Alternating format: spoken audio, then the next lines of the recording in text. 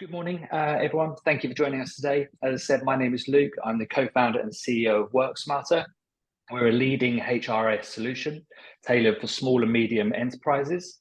We're excited to have you with us today for this webinar on understanding how to use HR data. In today's session, we'll be exploring the power of HR data and how you can leverage it to make informed decisions, improve employee engagement, and drive business growth. So whether you're just starting to delve into HR data or looking to enhance your existing processes, this webinar will provide you with valuable insights and practical strategies to help you maximize the potential of your HR data. I'm going to hand over to Lara from Pink Jelly, and she's going to conduct the webinar today on how you can get the most out of your HR data and the importance of having accurate data without leaks. So without further ado, thank you, Lara. Good morning. Welcome to this webinar. I'll hand over to you and we'll resume back at the end for some Q&A. Amazing. Thank you so much. Thank you for hosting me. Yeah, I'm delighted to kind of speak to everyone and share a little bit more about data and what you can do in kind of smaller businesses to like make it work smoothly, make it work for you, and also not make it too painful, because I appreciate it feels like a never-ending job. So really what I want to kind of talk about today is thinking about what data you might want to actually kind of capture as a business, and how you collect that and do it in a way that makes sense for your team. So I am an absolute HR data nerd. If you've never met me or never seen me before, I'm an Excel kind of specialist, HR data specialist. I really love working with the numbers in the HR team. So what I do now is train up people in doing that. But I've done all sorts of jobs in HR teams in small and big businesses over the years. So managed HR systems, managed training systems, gender pay gap reporting, all of that kind of stuff. I've been there, done that, and I really love it. So I'm hoping to kind of give you a little bit of that enthusiasm today for the numbers, and yeah, give you some of my kind of lessons learned over the years as well. So we're going to start by talking about why we might want to use HR data, what it's helpful for, and then thinking about the kind of two pieces of the puzzle. So collecting it and analysing it, because they're both kind of slightly different, different angles to think about. How to collect data and some of the challenges around it, because as easy as it makes it sound with collecting data, I'm sure all of you appreciate it's pretty painful sometimes. So we'll think about how we can make that a little bit easier, and then how we actually build out a really fancy word, a data ecosystem, but just how we put that all together to make it a really well-oiled machine of data for you guys. Then we'll think about different levels of data analysis, and that's really just like to give you a kind of idea of what you could do in the future with your data, and then kind of wrap up at the end, and obviously we've got some time for Q&A as well. So that's kind of the plan. I'm going to try and fly through it this morning and not take up too much of your time. Really, what we're trying to achieve, what we want to do, is have the right data in the right format immediately available to you so you can make accurate decisions. Sounds super simple, a bit silly really, but that's what we want to achieve. That's what's most important, and it's kind of, when we're getting it right, this is what it looks like. So it could be as simple as thinking about employee leave request. Somebody asks for a day off. You need to think about whether they've already taken all of that annual leave, how much annual leave the rest of the team have taken or haven't taken, and if they're kind of booked off on that same day. There might be other questions that you look at, how much is someone in a certain role being paid? So you can think about how much to pay someone in a new role that you're recruiting for. All sorts of different things that you might think about, that you'll need data for, and that will then help you make accurate decisions as well. So that's what it's all about. That's what we want to try and get to. And as I said, it's kind of two pieces of that puzzle, two kind of things to think about in order to get to this holy grail, if you like, of decision making. So we've got two pieces of the puzzle.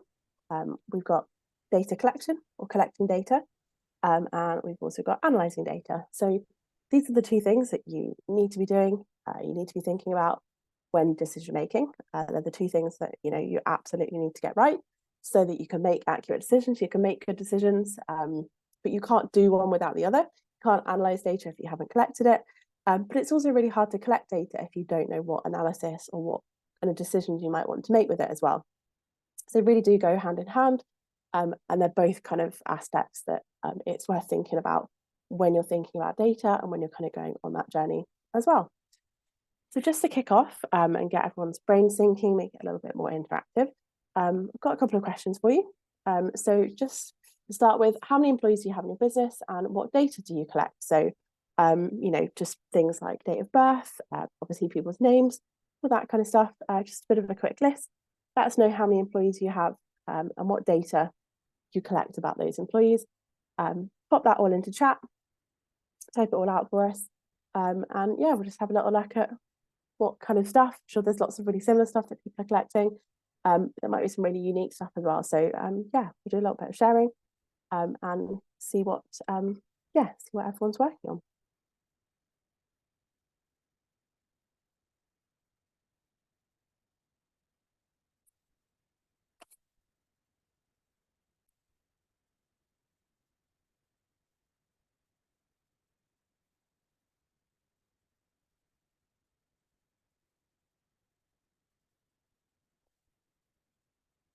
Cool, starting to see some of the data that we're collecting.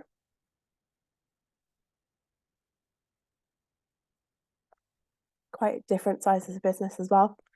Some smaller ones, some big ones.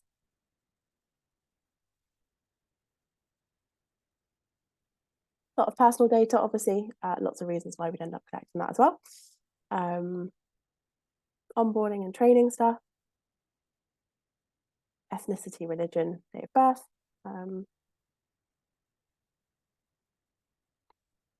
Turnover, recruitment spend.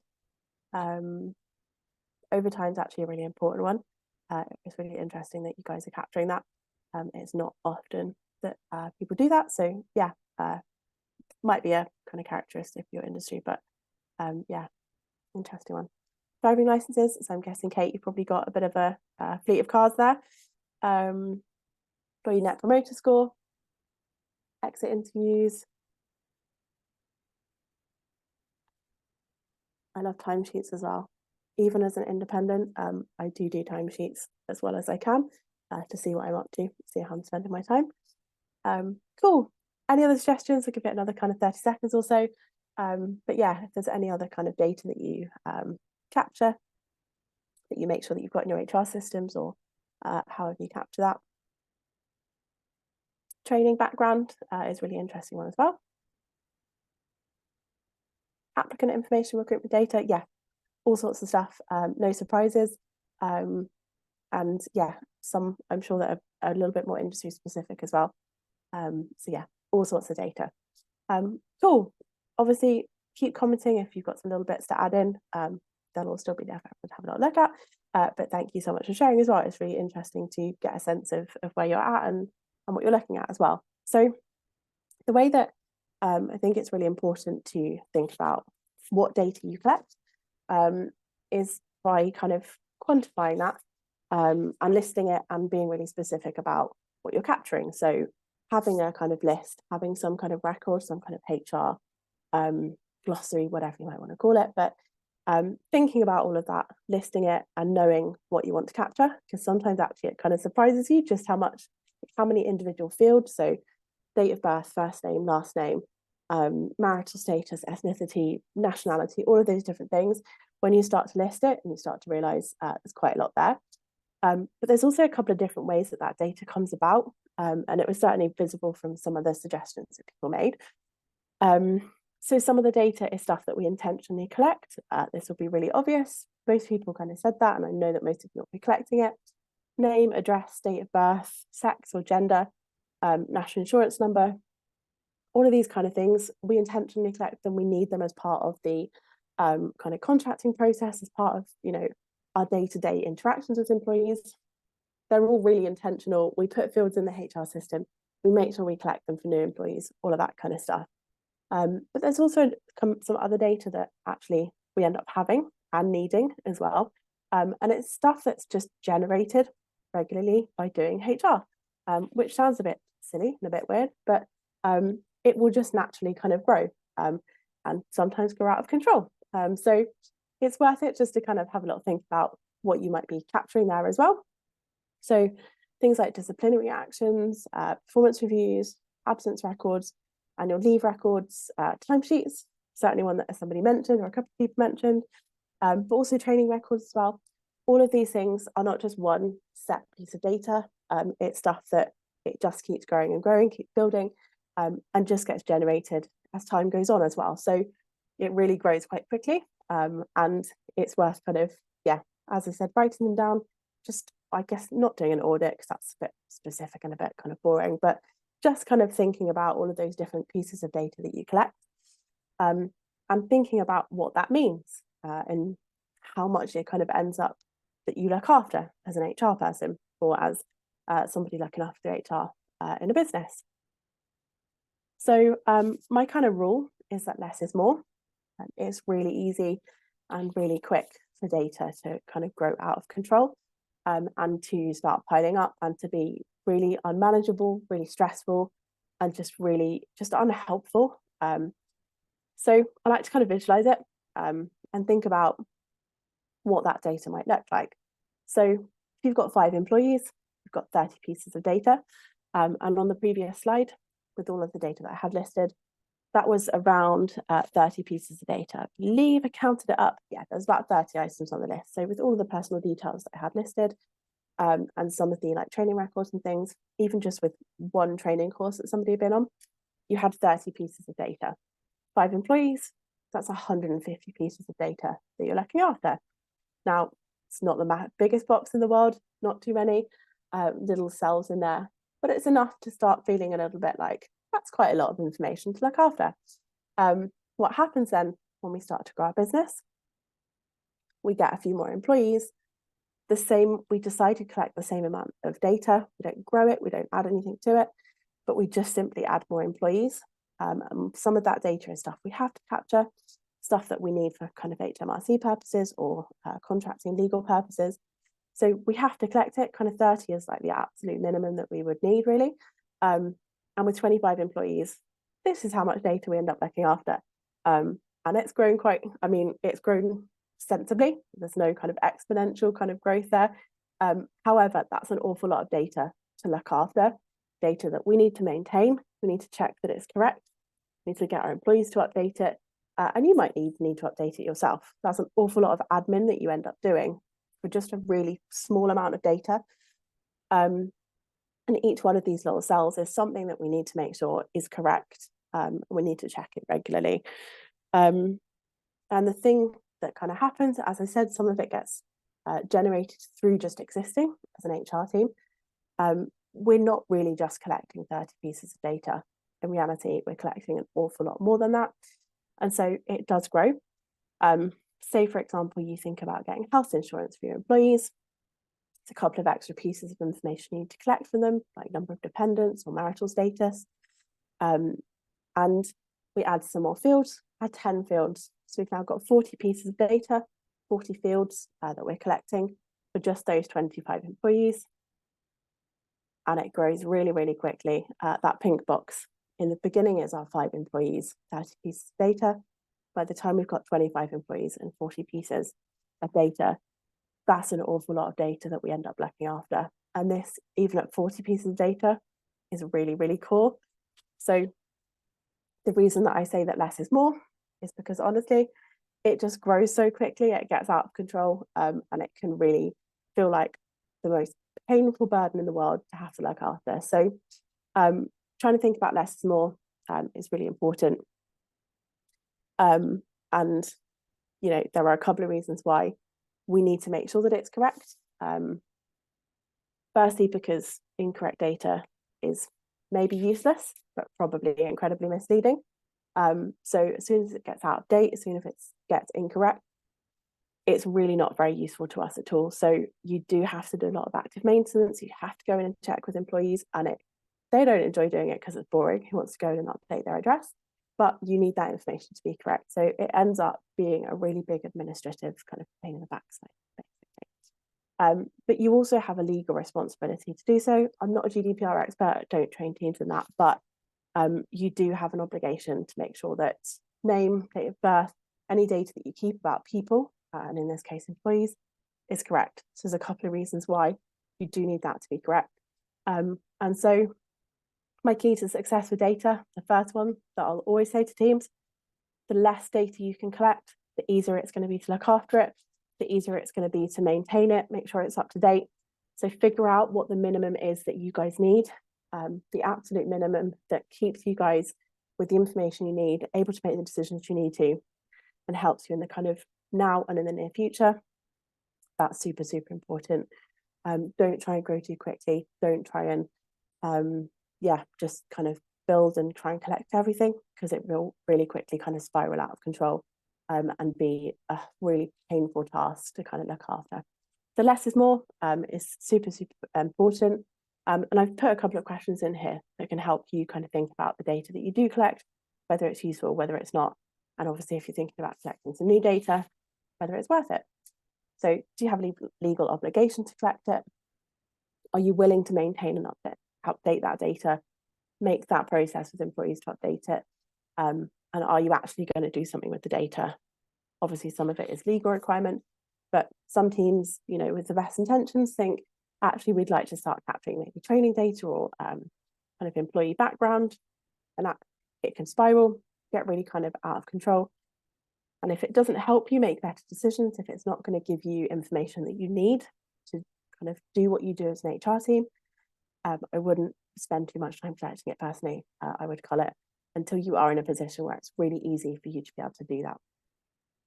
So if it's yes to any of those questions, put it on the list, collect it, figure out a way to do that. If it's not this important, don't waste your time. So that's kind of my first, less is more. So I'm going to move on to thinking about how then you actually make it happen, how you collect that data, how it all kind of fits together. How do you make it super easy to gather that data? Like, make it as short amount of time as possible that you have to go in and update it, to encourage employees to update it. How do you make it as easy as possible to collect more data? Because the less time it takes you to collect it and look after it, the more data you can collect. You've got, a couple of hours a week. If it takes you a really long time, you can't get an awful lot done. But actually, if you can do that better, more efficiently, build a really good data ecosystem, then you can use more data and kind of grow what you do as a team. So there's 3 areas that I think about when it comes to collecting data and that kind of data ecosystem. The first one is forms and documents. So your onboarding forms, your annual leave forms, however you get employees to update information or request certain things. The forms and documents you use, whether they're on paper, whether they're digital, they are part of that process. They help you get accurate data. They help you obviously collect the data in the first place. So thinking about how you structure them and use them is super, super important. Secondly, it's processes. So obviously when people have completed the form or submitted a request, how does that process work? What kind of steps do people need to take in order for annual leave requests to happen, for new employees to be onboarded, whatever it is? The processes that you set up can also play a big part in collecting data really easily, quickly, and making sure it's good data as well. So we think about those as part of that whole ecosystem. And then the final one, unsurprisingly, is the HR system itself. It's really important that you find a system that works for you, that's easy to use, that's not painful, that does what you need it to. And obviously, in some cases, I certainly know that, like for WorkSmarter, you can do it. But if you can get those forms in the system, you get the data directly into the system, it makes a massive difference to kind of making a really smooth ecosystem as well. So the way that all of these things interact with each other, the way that they all work, and the way that you kind of build them together makes a massive difference, and can really make the difference between good data collection that gives you good data, that's easy to do, doesn't take too long, and really painful data collection as well. So these are the kind of elements that I'm thinking about when it comes to a data ecosystem. So what's the goal? What do we want to do? What's it all about? We want to create a seamless, connected ecosystem. It sounds really silly. Ecosystem is like such a waffly word, but it kind of says it perfectly. What we're thinking about is getting data from one place to another. We're getting data from our employees and putting it into our system, whatever that system might be. So we want to avoid incorrect data. We've already kind of realised that's not very useful to us, and it's also doesn't meet our GDPR obligations. All sorts of ways that we can get incorrect data, incomplete data, just people don't submit the data at all. That can happen when forms aren't completed. There's no kind of checks and balances in forms to make sure that people provide the information you've requested. You can make mistakes when you're manually entering data. So if we've got a paper form, I hope most people are probably well beyond this by now, but we do have those paper forms. There's always a few sitting around in the back of the cupboard for those kind of once in a kind of year kind of process. But if we have to type that into the system, it can really quickly end up with quite dirty data and be a bit of a headache for us. So manually entering data is a really good way to get dirty data. So we try and avoid that where we can. And the other kind of things that can kind of happen is that data leaks happen. Now, I'm not talking about actual data breaches. This is just kind of my, way it works in my head. But data leaks to me is things like rubbish data getting through into our systems. So when that incorrect data gets through, that's pretty rubbish data. It's not very helpful. But the other thing that happens, another kind of leak, another kind of situation, is that people bypass systems and they don't record information in them. And so that data is missing again, it's incorrect. You've only got part of the puzzle. And those are the kind of things that really kind of hurt us and quickly get out of control as well. So one person doesn't complete some information, that kind of spirals. If the process continues, everybody does that, and then actually the data you've got in the system is pretty useless, and it ends up being a really painful thing to work with. So anything we can do to kind of seal up those cracks, make sure that that data feeds through really cleanly, we don't have any leaks, we don't have any mistakes getting through, it makes a massive difference and makes your life a lot easier as well. So I've got a couple of top tips. Things like building your forms in your HR systems so you don't have to re-enter that data. As I said, obviously WorkSmarter, I know does this really well. You've got kind of annual leave requests, you've got sick kind of sickness reporting or absence reporting, all of those kind of things, wherever you can build those forms into your systems to avoid re-entering data or having like a pile of forms that you end up looking through to see when people have taken annual leave. Anything you can do to get those forms into your systems is super, super helpful. And when you do have those forms and systems, there are little things you can do to make sure that actually the forms check that the data is in the right format. So emails are actually in an email format with a .co.uk or a .com. You've got dates that are actually valid there. You've got the date, month, year, all in the right format. Because as soon as that stuff gets through, you start to question reality and you've got no idea what's kind of right and what's wrong. So anything you can do in the forms, make sure that the right data gets in, is super helpful as well. When it comes to processes, being part of that ecosystem, anything you can do to make sure that one of the steps in the process is part of the system. So this might be making sure that a promotion has to be approved in the system, or making sure that annual leave is approved through the system, or people don't get paid for their annual leave. I see it quite often where teams don't kind of force that system in there, don't make sure that it happens. And it really can make a massive difference. Make sure that your owners are doing it, make sure that your senior leaders are doing it, that everyone's following the same processes. Otherwise, you've got two places that you're looking for data, and it's just a bit of a nightmare. So anything you can do to make sure that the steps in your process are also kind of system steps can make a massive difference. And then the final one, it's not always easy, especially when you're at the kind of start of your sort of systems journey, and you have systems that don't necessarily integrate because kind of smaller systems, but where you can integrate those systems, connect them up, get them to talk to each other so that you don't have to manually kind of move data between systems. So if you've got an HR system, for example, and you've got a training system, and when you get a new joiner, you input them into the HR system, and you can get the HR system to tell the training system you've got a new person and to set them up.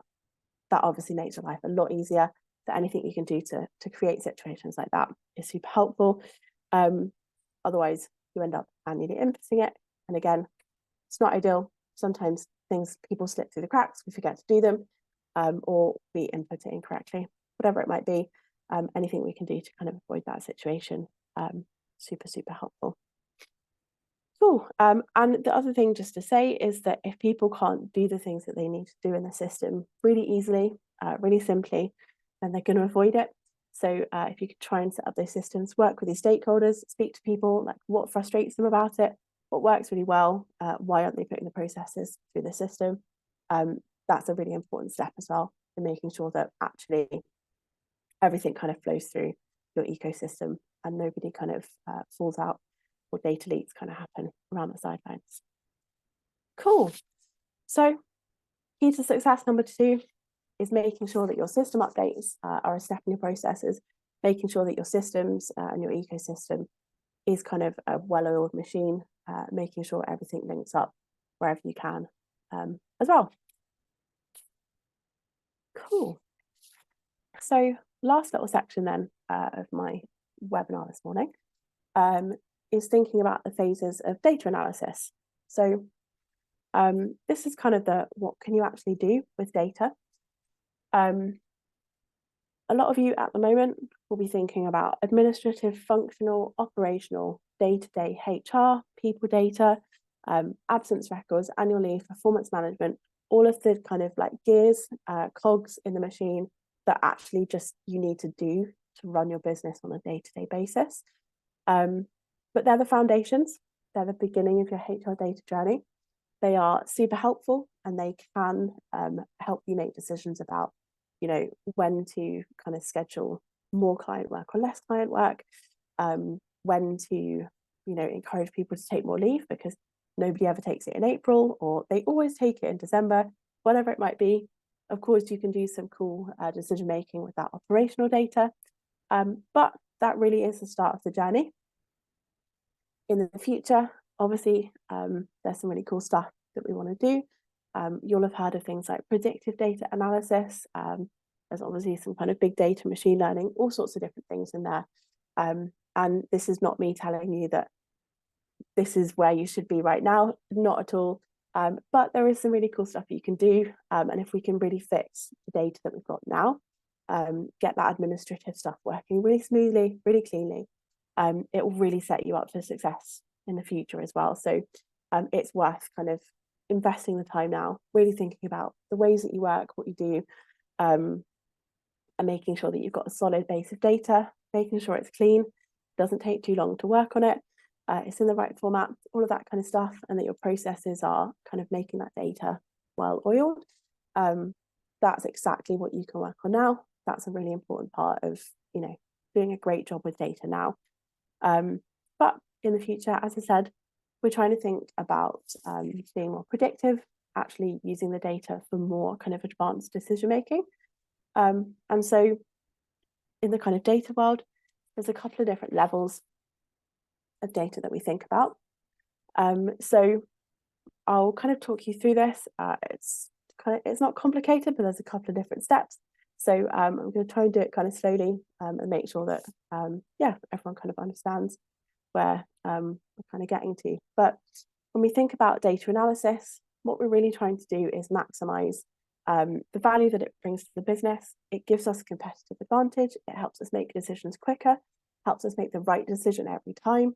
And so that's why it's valuable to us. That's why everybody talks about data. And that's what some of the big businesses of the world are doing. I'm sure you're pretty clear that Google is doing some really good work with data. It's really data-led and it makes them make better decisions, helps them make more profit. That's their goal. But if you're a non-profit or, you know, just a different type of business, you will have goals, whatever they are. And so using data can help you achieve those goals more effectively, more efficiently, you know, achieving exactly what you want to achieve in a really smart way, rather than just kind of feeling it out and figuring it out. So that's what the kind of value is. That's why it's important. And there's a couple of different types of data analysis that we do that help us on that journey as well. So at the beginning, at the kind of bottom early stages, we've got descriptive data analysis. And this is really simple. It's just describing what's happened. It might be talking about like the status of something. So how many employees have we got on annual leave, or how many days annual leave did employees take this year? Usually numbers, usually percentages. And a lot of the metrics that you see floating around on the internet are actually just descriptive kind of data points. So things like gender diversity split, so the percentage of male versus female employees you've got, what your gender pay gap is, what your voluntary turnover rate is. All of those things are just descriptive. They explain what happened in the past. They describe what happened. They just summarize it in a few kind of more simple data points. It's the start of the journey. It's a really valuable kind of part of that. And it's trying to find some facts or be as close to factual as we can get with the data and the things that have happened in the past. And most of the time, averages, ranges, you know, looking at the minimum or maximum salaries, for example, that people are paid, all of the kind of data that you might normally pull, all of those kind of like means, averages that you'll be used to using, they're all descriptive data. They're just telling you what's kind of happened, what's going on in the data that you've got as well. So descriptive kind of starts that process. It's the first thing that we do in kind of any data analysis project, but it's also fundamental. It's that foundation part.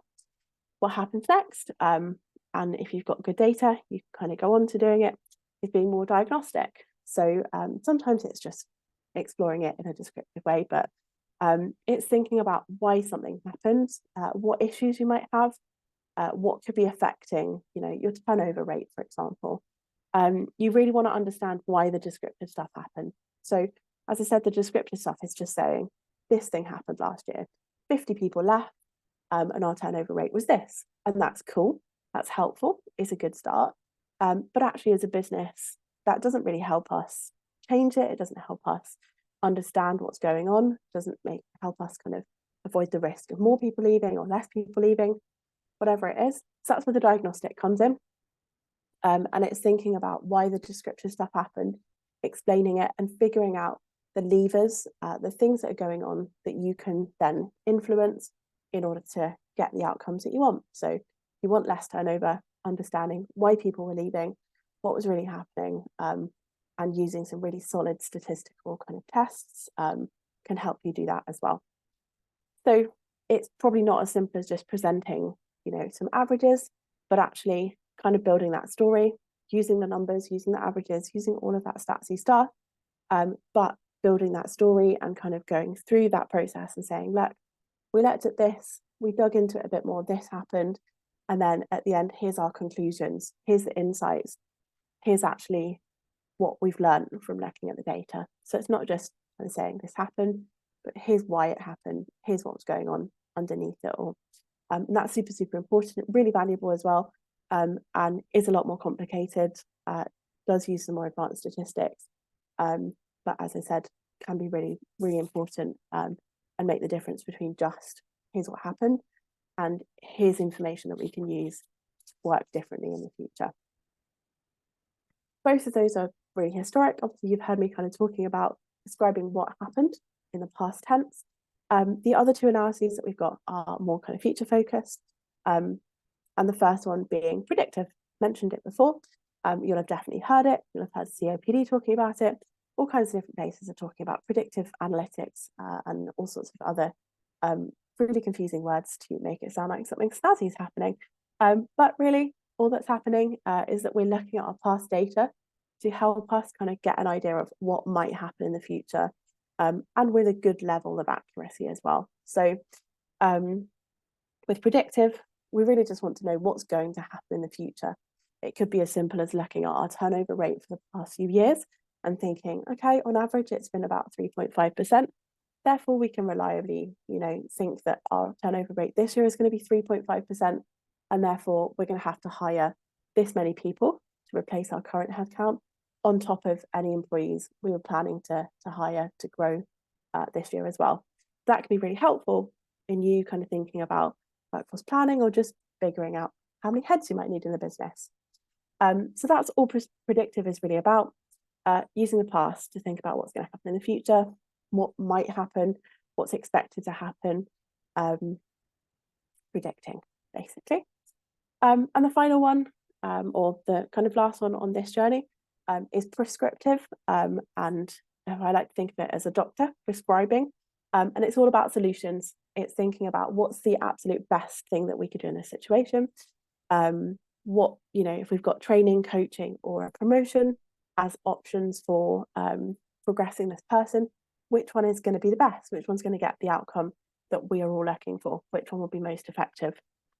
Prescriptive data is a lot more advanced, uses a lot more kind of big data, so basically big volumes of data, to make those decisions, to kind of model different outcomes and think about which one will be the best. But all of these are within kind of sight. They're all perfectly, likely to be accessible to teams in the next couple of years, but we really do need to build those foundations and build some really good stuff as well.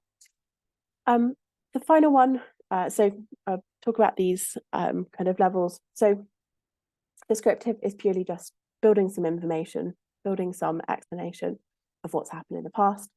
With diagnostic and predictive, it's starting to build insights. It's starting to actually help you understand your business and understand how to make change in your business as well.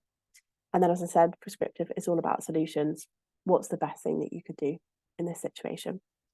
There's one thing that I haven't talked about here, which a lot of you will also be thinking about, and is probably a metric that you're particularly concerned about. I think I saw someone talk about recruitment spend, so it's certainly something that you might be thinking about. And that's evaluative, so return on investment, basically. How well did this work for us? What was the return? Did it provide what we needed it to? Is it kind of providing the impact that we need as well? So those are the different kinds of data analysis, just to kind of inspire you. As I said, not to make you think that you need to do all of this now. Absolutely not. For many of you, this will be a good few years away. For many of you, this might be a year or so away. But you really have to make sure that that descriptive data, the data we collect, and the beginnings of the analysis we do are really robust. It's based on good data, and we build those systems and processes so that the data is really good. So yeah, as I said, it's not all relevant to you now. You don't need to be doing predictive data analysis. And actually, if you're not a statistician or an analyst and haven't done anything like that before, it genuinely is quite statsy, and you really do need to understand what you're doing. So you certainly won't be going off and doing it, but it's really helpful to know that it exists, what it's all about, and what the journey is with HR data as well. It's not just about knowing how many employees we've got, but actually starting to build up things like who's the best hire for our business, which person has the best kind of profile for us and will have the best impact in our business, which training solutions, if we've got options of 3 different manager courses, which one is going to provide us with the best outcomes. And the bigger businesses will be testing all 3 of them and reviewing that and getting the data on it. So yeah, this is kind of what the kind of data analysis journey is all about. And so my key to success, number 3, final one, is really focus on perfecting your administrative HR data now. Get those kind of ecosystems to be really well-oiled machines, get them working for you, make them easy to maintain, make them easy to use, make them integral to the way that HR works in your business, because it will be so valuable for you, and will help you get closer to some of that more advanced data analysis as well, which is going to make a huge difference to your business. So yeah, don't need to look too far ahead. Don't need to try and run with your kind of incomplete data, incorrect data, but make sure that the simple stuff, the administrative stuff, the kind of early beginnings of that journey are really locked down, are really working for you, your ecosystem is serving you, and then you can kind of plan for the future and see how it goes from there. So I've got 2 final tips. My first one is to focus on your organization's needs. Build, design something that works for you. Don't worry what everyone else is doing or what metrics you see online. You don't need to capture recruitment spend if it's not important for your business. If you are not hiring loads of people, it's not going to help you to spend time looking at how much money you spend on recruitment. Now, if you're thinking about recruiting in the near future and growing the business significantly, then of course, that may really be helpful for you. And so in that circumstance, we try and say, get the data not kind of actively collected, but have it kind of accessible if you need it. that's when it is kind of, I guess, the backup plan for not the core stuff that you need. But yeah, don't worry about what everyone else is doing. Think about your business, think about what you need to know, think about what your problems are, think about what your pain points are, your challenges, the things that matter to your organization. As I said, if you're not for profit, you're going to have a really different kind of goals and outcomes from a for-profit. So all of those things will influence actually what you as an HR team want to keep an eye on, what you're concerned about. In a charity, perhaps the spend is really important to you, and you need to make sure that your spend per employee is really low. So stuff like that, think about what your business needs and design for your business. Paint the picture that works for your business. The second thing, which you'll have probably picked up from kind of everything I've said throughout the session, is start small and build on it. The data can really quickly kind of grow out of control. And if it's dirty, if it's an absolute mess, honestly, I've seen businesses that are like 2,500 employees spend years trying to clean that up and fix it and get themselves in a really good position. So if you can do that now, if you can kind of build as you grow, that's a really kind of important way to approach it. So start small, build on it. Start with 25, 30 pieces of data, get them really clean, get the systems working really nicely, get the form set up so that it all just kind of flows nicely. Then build in a couple more pieces 6 months later. 6 months later, build in another 5, 10 pieces of data so that actually you get into really good kind of routine. Your systems are working for you, and it's really easy to capture, maintain that data so that you can do some really cool stuff with it. Don't try to go from 0 to 100.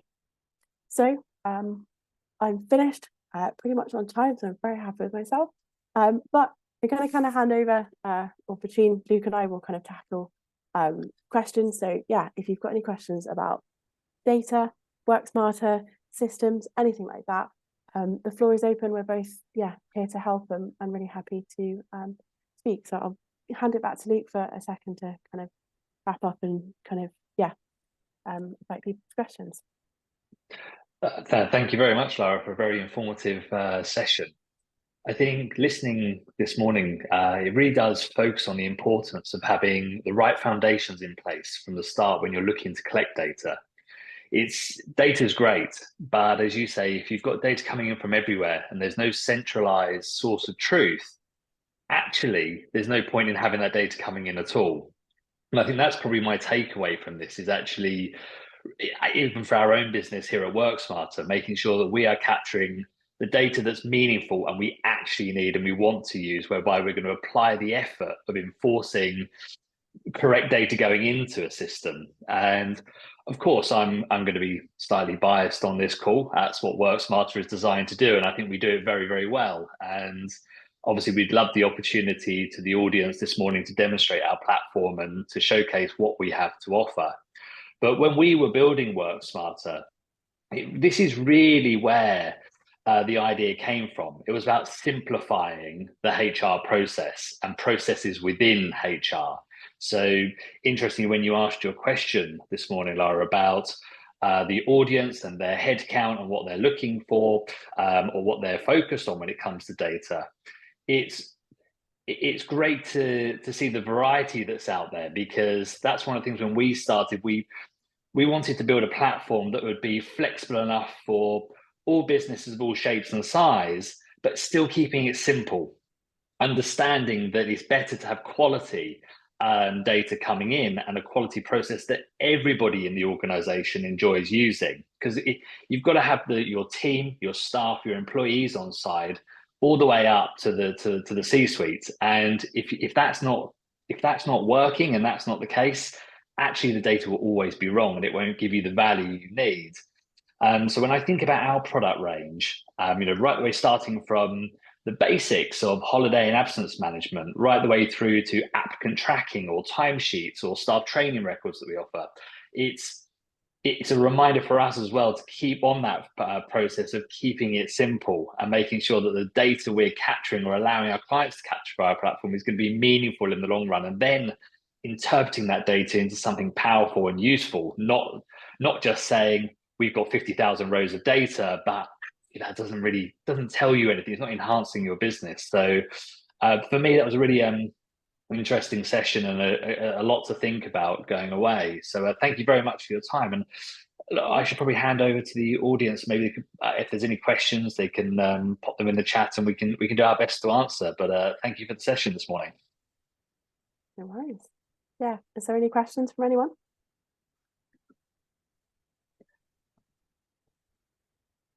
You can type them as well if you're not brave enough to come and chat. Your session obviously covered off all the questions maybe that needed to be answered this morning. Hopefully, let's pretend. If anyone does have any questions, I can certainly say that I'm more than happy to answer anything over email, over LinkedIn. And I know that the WorkSmarter team are also very happy to answer questions as well. So yeah, if there was any burning questions you didn't want to ask in the group, the team and I also very happy to answer them for you offline. Well, I think it looks like you have covered off all questions in this morning's session, Lara. So there's a couple of comments coming in here saying, obviously, no questions, but very informative session. So thank you. I think on what we'll do next is we'll obviously send out some information on this session to everyone who attended and those who are not able to. As I said, here at WorkSmarter, we would love to be able to demonstrate our platform and our service to the attendees this morning and show you how we handle data capture. But otherwise, Lara, I'll say thank you very much for your time. Thank you for everyone for attending. And if anyone does have any questions after this session, please, you should all have our contact details. We'd be more than happy to help. And we look forward to hopefully speaking with you all very soon. Amazing. Pleasure to have everyone this morning. Thanks, guys. Thanks for hosting me. Thank you.